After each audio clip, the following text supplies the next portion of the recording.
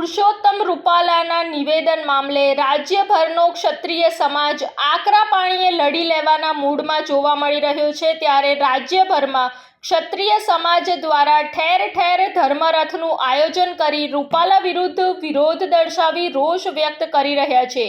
ત્યારે પુરુષોત્તમ રૂપાલાના વિરોધમાં રાજપૂતો દ્વારા યોજવામાં આવી રહેલ ધર્મરથનું જામનગરના ધ્રોલ ખાતે આગમન થયું હતું અને ધ્રોલમાં તેનું ભવ્યથી ભવ્ય સ્વાગત કરવામાં આવ્યું હતું। આશરે 200થી વધારે કારનો કાફલો રથના સ્વાગતમાં જોડાયો હતો।